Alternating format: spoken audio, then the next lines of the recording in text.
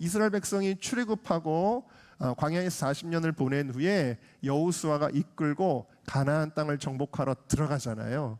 자, 그래서 여호수아가 백성들을 이끌고 전쟁을 많이 합니다. 그리고 전쟁을 많이 이기죠. 그래서 드디어 이스라엘이 이 가나안 땅을 차지하게 되는데, 그러면 이 창세기에 약속하셨던 그 구속사의 언약의 땅만큼 다 차지했을까요? 못했을까요? O예요? X예요? 네? 여호수아는 그 약속의 땅을 차지했다. O. 아니다. X. 뭐예요? X예요? 네, X입니까? 그렇습니다. X입니다. 여호수아 11장 16절에서 18절까지 보면은 여호수아 때 차지한 땅의 경계가 나오는데, 하나님이 약속하신 땅의 5분의 1 정도밖에는 차지하지 못했어요. 그리고 정복 이후에도 많은 가나안 족속이 그 약속의 땅에 여전히 남아 있었어요. 자, 그런데 문제는 뭐예요? 빨리빨리 전쟁을 해서 남은 가나안 족속들을 쫓아내야 되거든요. 하나님이 명령하신 거거든요. 그런데도 불구하고 사사기 시대로 넘어가서 한번 볼까요? 사사기 1장 27절부터 36절까지 보면 여기 수많은 가나안의 거민들이 나열되고 있는데, 이스라엘이 그들을 쫓아냈다가 아니라 뭐라고 반복이 되고 있냐면 27절에도 쫓아내지 못하매, 28절에 쫓아내지 아니하였더라, 29절에 쫓아내지 못하매, 30절에 쫓아내지 못하였으므로, 31절에 쫓아내지 못하고, 32절에 쫓아내지 못함이었더라, 33절에 쫓아내지 못하고. 여러분, 무슨 역사예요? 쫓아내지 못한 역사였다라는 거예요. 여전히 5분의 1밖에 차지하지 못한 주제에 그나마 그들을 그냥 안고 그냥 어울리고 그렇게 살아가고 있었다. 하나님은 우상숭배가 물들면 안 되니까 반드시 쫓아내도록 하셨는데 그렇게 하지를 못했다라는 것입니다. 언제까지? 다윗이 왕이 될 때까지. 자, 여러분, 다윗은 왕이 된 후에 대적들을 물리치기 시작합니다. 여러분들이 잘 아시는 대적들을 물리치는데, 서쪽 해안 평야에 블레셋을 싸워 이깁니다. 동남 사해 동쪽에 모압과 싸워 승리합니다. 그리고 북쪽에 아람과 소바, 다메섹을 무찌릅니다. 또 동쪽 요단 동편에 암몬 자손과 싸워 이깁니다. 그리고 남단에 세일 산지에 에돔 족속과 싸워 그들을 물리칩니다. 그리고 항상 노략을 했던 이 아말렉 세력도 역시 정벌하게 되어집니다. 그래서 성경은 사무엘하 8장 6절에 이렇게 다윗의 사역을 표현하고 있는데요. 같이 읽겠습니다. 시작. 다윗이 다메섹 아람에 수비대를 두매 아람 자살. 조공을 크게 읽습니다. 다윗이 어디로 가든지 여호와께서 이기게 하시니라. 할렐루야. 다윗과 함께 하셨던 하나님이 여러분들이 어디를 가든지 이기게 하시기를 주님의 이름으로 축복합니다. 네, 그래서 다윗은 가는 곳마다 백전 백승하였다라는 것입니다. 그래서 그 결과 어떻게 되느냐?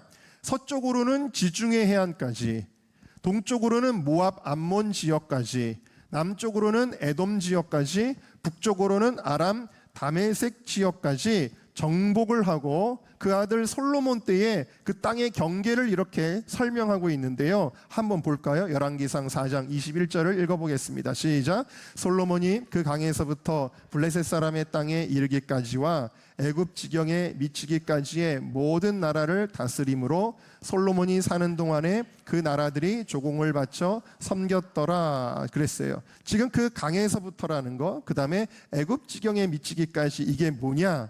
애굽 시내부터 유브라데 강까지 하나님이 약속하셨던 그 땅의 경계까지 정복하고 더 나아가서 그들에게서 조공을 받았다라는 거예요. 할렐루야. 네, 그래서 이 전쟁을 통해서 땅을 차지했다라는 것을 이 성경의 역사가 우리에게 보여주고 있다. 그러니까 유다는 훌륭한 지혜자이기도 하고, 물론 유다의 가장 큰 정체성은 예배자이기도 하고 음악가이기도 하고 그는 참 박학다식한 지식인이기도 했지만, 여러분, 유다의 또 다른 면모가 뭐예요?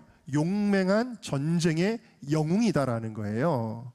그래서 성경은 이제 오늘 야곱이 유다에 대한 예언을 할 때 어떤 모습을 비유하고 있냐면 8절 한번 볼까요? 8절. 자, 8절에 보니까 네 손이 네 원수의 목을 잡을 것이요.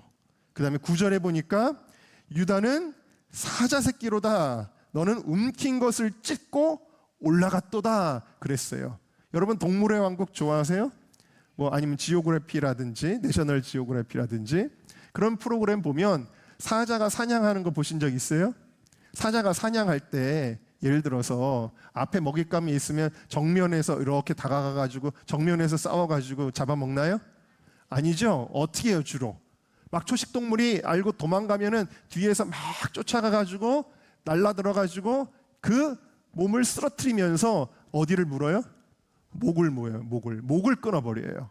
이게 지금 뭘 보여주고 있는 거냐면 사자가 사냥하는 모습을 보여주는 거예요. 목을 잡을 것이요. 그 다음에 움킨 것을 찢고 올라갔도다. 그렇게 이야기하고 있는 것입니다. 자, 그래서 다윗에게는 다시 말하면 이 유다 지파에게는 사자와 같은 권능을 줄 것이다.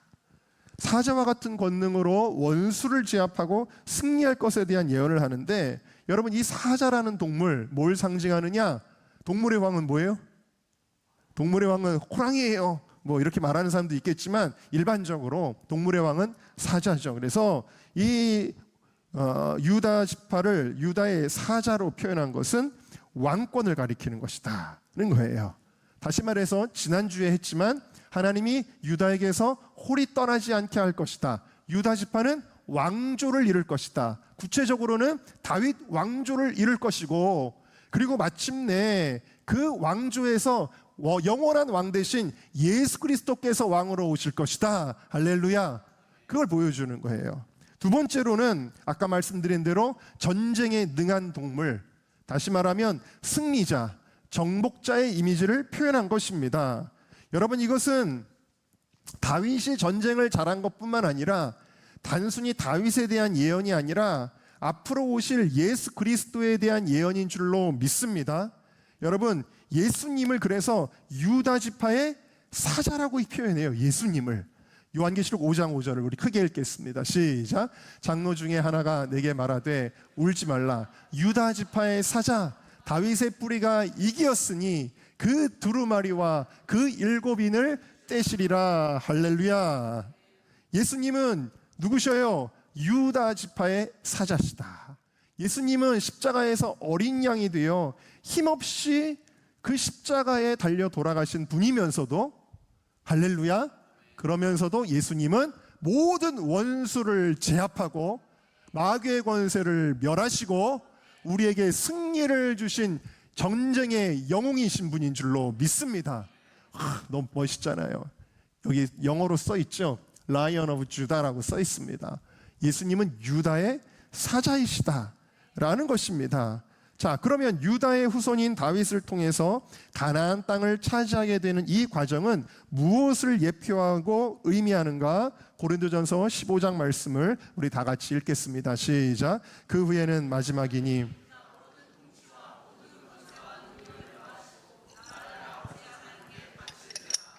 아멘. 가나안 땅을 정복해서 이 가나안 땅은 영적으로는 천국이에요.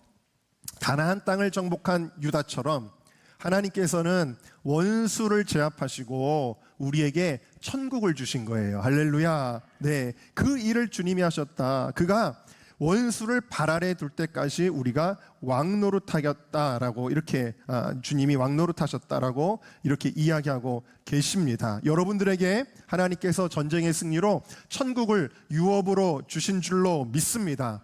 이 일을 십자가와 부활 이걸로 죄와 사망 사탄의 권세를 이기셨는데 그래서 강력한 권능으로 전쟁에서 승리하고 영토를 확장하고 나서 그 다음에 이제 어떤 일이 일어나느냐 그 결과에 대해서 오늘 본문이 11절과 12절에 알려주고 계십니다. 자, 11절 읽어볼까요? 시작. 그의 나귀를 포도주며 그의 암나귀 새끼를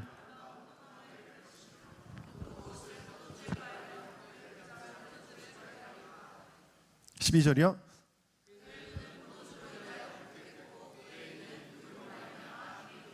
네, 지금 용맹한 사자 얘기를 하다가 갑자기 그 다음에 나귀 얘기가 나오는데 이게 뭘 의미하냐면요, 여러분 이 당시에 자동차는 없었죠. 트럭은 없었습니다. 저희 교회도 교회 트럭이 있잖아요. 왜냐하면 무거운 짐을 실어야 될 때가 많이 있으니까. 그 당시에 짐을 싣게 할 때 뭘 사용했죠? 나귀를 썼어요. 자, 그런데 11절을 보시면 나귀를 어떻게 하고 있어요? 포도나무에 매놨다. 이거는 지금 나귀가 일하고 있다는 뜻일까요? 아니면은 쉬고 있다는 뜻일까요? 쉬고 있다는 뜻이에요. 나귀를 매놓은 것은요, 지금 나귀에게 짐을 지우지 않았다는 것을 의미하고 있습니다. 다시 말해서 지금 우리 인생에 수많은 짐이 있죠. 시편 38편에 보면 죄악이 우리에게 짐이다 그랬어요. 또 마태복음 11장 28절에 보면 예수님이 우리를 초청하시는데 수고하고 무거운 짐진 자들아 내게로 와라 그렇게 초청하십니다. 우리 인생에 여러분 많은 짐이 있는 줄로 압니다. 특별히 가장 심각한 짐은 죄의 짐이죠. 이 죄의 짐을 가지고는 하나님 나라에 들어갈 수가 없는 것입니다. 그런데 예수님께서 마귀의 세력을 멸하실 때 이 무거운 어깨의 모든 짐들로부터 우리를 자유케 하시는 줄로 믿습니다. 우리에게 안식과 평안을 주시는 줄로 믿습니다. 자, 그래서 여러분 이 유다의 사자의 전쟁을 통하여 하나님은 우리에게 안식을 주셨다.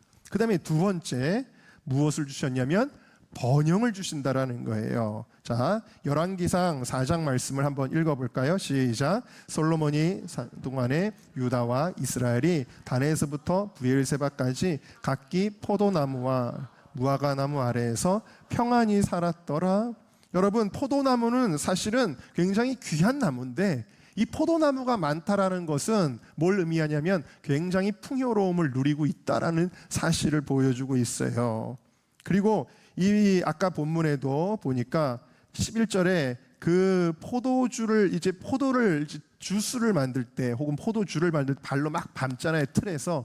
근데 그것이 얼마나 양이 많았는지 사람들 옷에도 다 물들 정도로 풍요와 번영을 누렸다라는 거예요. 여러분, 진정한 풍요와 번영은 누구로부터 오느냐? 예수님으로부터 오는 것입니다. 할렐루야. 마귀는 우리를 죽이고 멸망시키려고 하지만 예수님은 십자가와 부활을 통하여 우리를 하나님 자녀 주의 백성으로 삼으시고 우리에게 진정한 풍요와 번영을 주신다는 것을 여러분들이 믿으시기를 주의 이름으로 축원합니다. 근데 이 안식과 이 번영이 무엇으로 가능했다? 바로 그것은 사자와 같은 왕권과 강력한 능력이었다라는 사실입니다. 여러분 한번 생각을 해보세요. 북한이 전혀 핵무기도 포기하지 않고 대남의 도발도 포기하지 않고 막 그러는데 우리나라는 맨날 평화 하면서 맨날 유화 정책하고 막 우리 지피 같은 것도 다 철수해서 없애고 한미 연합 훈련도 막 중단하고 그러면은 평화가 올까요? 그렇지 않습니다. 평화가 오려면 우리가 국방력을 튼튼히 해야 되는 줄로 믿습니다. 그래야지 함부로 넘보지 못하고 우리에게 도발하지 못하게 되는 거죠. 그것을 우리는 역사를 통해 배우는 교훈일 뿐만 아니라 성경을 통해서도 배우는 교훈이다. 무슨 얘기예요? 힘이 있어야 평화를 지킨다. 그런데 유다 지파에게는 강력한 왕권과 전쟁의 승리를 주셨다고 약속하신 것입니다. 다시 말해서 승리자 되시는 예수님을 통하여 하나님은 그 강력한 예수 그리스도의 권능을 통하여 우리에게 평화와 안식을 주신 줄로 믿습니다. 자, 그러면 여러분들도 유다처럼 이 사자의 축복 받으시기를 주의 이름으로 축원합니다. 여러분들이 유다의 사자가 되셔야 됩니다. 여러분, 고양이가 돼서는 안 됩니다. 쥐새끼가 돼서는 안 됩니다. 여러분들도 사자의 축복 받으시기를 주의 이름으로 축원합니다. 네, 그러면 어떻게 유다는 이런 놀라운 축복을 받게 되었을까? 그 이유도 좀 알아야 되지 않겠어요? 왜냐하면 르벤, 시므온, 레비가 저주받은 데도 다 이유가 있었듯이 축복도 이유가 있어야 받기 때문이에요. 자, 그러면 유다가 잘한 일을 한번 찾아볼까요? 창세기 37장 26절에서 27절을 보니까 무슨 얘기가 나오냐면 형들이 동생인 요셉을 구덩이 파놓고 빠뜨려서 죽이려고 그랬습니다. 이대로 되다가는 도저히 안 되겠어요. 언젠가는 뭐 굶어 죽든지 목말라 죽든지 죽게 생겼어요. 혹은 짐승에게 찢겨 죽든지 죽게 생겼어요. 그때 유다가 지혜를 짜냅니다. 죽여서 뭐합니까? 이 핏값이 우리에게 돌아올 수도 있습니다. 그러면서 차라리 우리 저 상인들에게, 미디안의 상인들이 지나가고 있었는데 상인들에게 팝시다, 그런 거예요. 물론 동생을 노예로 판다는 것은 있을 수도 없는 일이지만 상황이 워낙 급박했기 때문에 어떻게든 생명을 살리려고 유다는 팔자라고 이야기했고, 그 형과 동생들이 이 유다에게 설득을 당합니다. 그래서 그때 이 유다의 기지로 말미암아 요셉이 살게 된 거예요. 자, 이런 일이 있었습니다.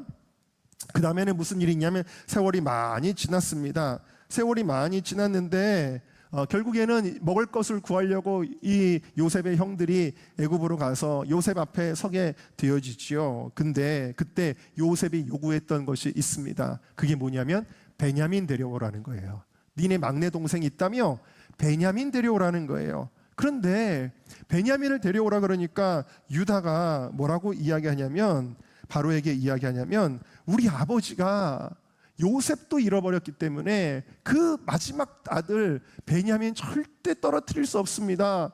그 베냐민을 떨어뜨리면 우리 아버지 죽습니다 하면서 막 바로 왕을 설득하고, 형들은 아무 소리도 못하고 어떻게 하자고 있는데 유다가 나서서 그렇게 요셉과 이야기를 합니다. 그런데도 불구하고 이 요셉이 무조건 데려오라 그러니까 어떻게 합니까? 형들이 돌아왔습니다. 아버지 베냐민 데려오래요. 그랬더니 무슨 소리냐, 베냐민 떼어가면 나는 죽는다. 그 상황에서 그 아버지를 설득합니다. 어떻게 설득해요? 아버지, 내가 생명을 담보로 할게요. 내가 생명을 담보로 할 테니까 아버지 베냐민 같이 가야 됩니다. 안 그러면 우리 가족들 다 죽습니다. 다 죽습니다. 결국 아버지를 설득한 사람 누구예요? 유다예요. 그래서 요셉에게도 자기를 볼모로 잡아달라 그랬고, 나중에 이제 베냐민을 데려갔는데 다시 돌아가야 되는데 그때 베냐민을 돌아가지 않게 하면 자기를 볼모로 잡아달라 그러고, 아버지에게는 차라리 우리 가족들이 다 죽겠다 그러고, 이러면서 자기를 희생하는 정신으로 유다는 아버지와 형들과 또 이 요셉을 설득하여 어떻게 해요? 요셉을 살렸던 유다는 이때는 자기 가족을 살리게 되어집니다. 할렐루야. 그리고 이 유다의 솔선수범하는 모습, 나를 차라리 볼모로 잡아주세요 하는 그 모습을 보고 요셉이 너무 감동을 해가지고 눈물을 흘리면서, 형들, 나 사실은 요셉이야, 그러면서 모든 어려운 문제들이 다 끝나게 되어지지요. 여러분, 유다의 사자의 영성은 무엇이냐? 첫 번째로는 생명을 살리는 것이었다라는 것입니다. 다윗이 용맹을 떨쳐 이스라엘 백성을 구원한 것입니다. 예수님께서 십자가와 부활의 사건을 통하여 우리를 살리신 것입니다. 오늘 이 시대의 사자의 영성을 가진 자는 뭐냐면요, 여러분, 사자가 으르렁하니까 괜히 쓸데없이 사람들한테 화내고 뭐 싫은 소리하고 말 많이 하고 자기 주장하고 소리치고, 그게 사자의 영성이 아니라 사자의 영성은 죽어가는 생명을 구원하기 위해 내 한 몸 아끼지 않고 용감하게 나서는 자가 사자의 영성을 가진 자라는 것을 여러분들이 깨달으시기를 바랍니다. 사도행전 4장에 보면은 베드로와 요한이 막 신문을 받으면서도 자기 살겠다고 굽히지 아니하고, 우리는 생명 살리기 위해서, 영혼 구원하기 위해서 우리가 보고 들은 복음을 말하지 않을 수 없다라는 뭘 보여줘요? 사자의 영성을 보여주고 있다라는 거예요. 네. 사도행전 20장에 보면 바울은 뭐라고 고백하냐면, 내가 받은 사명, 은혜의 복음을 증거하는 일에는 나의 생명을 아까워하지 않습니다 라는 사자의 영성을 보여주고 있는 것입니다. 할렐루야. 네, 우리 청년들이 지난번에 영국을 다녀왔습니다. 영국을 가기 전에도 얘기했고 중간에도 제가 카톡으로 얘기했는데, 특별히 승현이한테도 지난번에 간증했지만, 네가 컨피던스를 갖게 될 것이다. 자신감이라는 건 난 잘해라는 자신감이 아니라 정말 이거는 뭐예요? 하나님이 주시는 선물로, 하나님이 주시는 선물로 컨피던스를 갖게 될 거예요. 내가 저 영혼을 구원하기 위해서는 담대히 나가서 복음을 선포할 것이다. 그들에게 담대히 용기 있게 나가서 복음을 전할 것이다. 누가 핍박하는 사람, 조롱하는 사람, 무슬림이든 노숙자든 어떤 사람이든지 간에 위축되지 않을 것이다. 이게 진짜 컨피던스라는 거예요. 하나님은 이 컨피던스를 주시는데 이것이 바로 사자의 영성이다라는 사실입니다. 여러분, 또 사도 바울은 교회를 살리기 위해서 모든 고난을 내 육체에 채우며 그것을 이겨내고 있는데 이것도 사자의 영성이고, 나라와 민족을 살리기 위해서 에스더는 내가 죽으면 죽으리다 하고 나가는데 이것도 사자의 영성이에요. 살리기 위해서 용기 내는 거, 살리기 위해서 나를 희생하는 거, 살리기 위해서 나를 아낌없이 드리는 거, 이게 사자의 영성이었다라는 사실입니다. 여러분, 여러분에게 이 사자의 영성이 있으십니까? 어려운 일은 남들이 했으면 좋겠어. 나는 뒤에 빠질래. 나는 그냥 나 예수 믿고 그냥 나 우리 가정 잘 되고 직장 그냥 어느 정도 잘 되고 그렇게 하고 나는 천국 갈래. 여러분, 이게 아니라 죽어가는 영혼들을 보면 내 가슴이 뜰 끓고, 정말 다음 세대가 교회를 떠나는 것을 보면은 내 마음이 막 불붙고 견딜 수 없고, 수많은 사람들이 지옥에 떨어져 가는 것을 보면 견딜 수 없어서 사자처럼 일어나서 그들을 사로잡고 있는 모든 마귀의 권세들로부터 그들을 구출해내고, 할렐루야, 영적 전쟁에서 승리하고. 여러분, 전도는 영적 전쟁이에요. 그렇지 않습니까? 여러분, 가족 식구 한 명 전도할래도 얼마나 많은 사단의 방해가 있습니까? 우리가 얼마나 많이 금식하며 부르짖어 눈물로 기도해야 합니까? 여러분, 이게 영적 전쟁이거든요. 아이들 수련회 한번 데려가는 것도 영적 전쟁이더라고요. 한 명 한 명 안 가겠다는 애들 영적 전쟁으로 데려가서 은혜 받게 해서 하나님 사람 만들고, 이게 다 무엇으로 가능하느냐? 이것은 누군가는 하겠지, 관두자, 포기하자, 이게 아니라 사자의 영성, 원수에게 사로잡혀 있는 생명을 구원하기 위해 원수와 담대히 싸우는 것. 다윗이 이스라엘 백성을 살리기 위해서 골리앗과도 싸웠던 그 사자의 영성. 누군가 교회에 어려운 일이 있을 때, 아무도 나서지 못할 때, 아무도 희생하지 않으려고 할 때 내가 희생하겠습니다, 내가 앞장서겠습니다. 그리고 실제로 유다 지파는 어떻게 되나요? 가나안 땅 가기 전까지 출급하는 과정 속에서 이 12지파 중에 맨 앞에 섰던 지파가 어딘지 아세요? 유다 지파입니다. 앞장서는 지파예요. 여러분, 전쟁터에서 일선 앞으로 나가 하면은 제일 위험하잖아요. 총 들고 처음에 뛰어나가는 사람들은 제일 위험하지만 사실 그 사람들은 제일 용감한 사람들이거든요. 유다 지파는 그 어려운 광야에 그 행진 가운데 맨 앞장섰다. 그러니까 진칠 때도 동쪽에 하나님이 자리를 주셨어요. 네가 리더가 될 거다. 네가 앞장서는 거 보니, 네가 희생을 두려워하지 않고 민족을 살리기 위해 앞장서는 걸 보니 너 동쪽에 있어라. 그래서 동쪽에 진을 쳤어요, 유다 지파는. 그리고 하나님은 이 유다 지파에게 루벤이 뺏겼던 장자권 중에, 물론 요셉은 축복의 장자권을 물려받지만 정치적 장자권, 리더십의 장자권이 유다 지파, 넷째 아들 유다 지파에게 가게 되었다라는 거예요. 이게 왜 가능했느냐? 유다는 사자였기 때문이다. 우리 예수님은 인류를 구원하기 위하여, 우리를 구원하기 위하여 두려워하지 않고 무서워 벌벌 떨지 아니하고 자기 이익에 얽매여 있지 아니하고 하늘 보자 다 버리고 용기 있게 이 땅에 내려오신 거예요. 할렐루야. 그리고 마귀와 싸우신 거예요, 우리를 대신하여. 그리고 우리를 십자가와 부활로 살리신 것입니다. 여러분 모두가 유다의 사자의 영성을 갖는 우리 은정교회 모든 성도들이 다 되시기를 주님의 이름으로 축원합니다.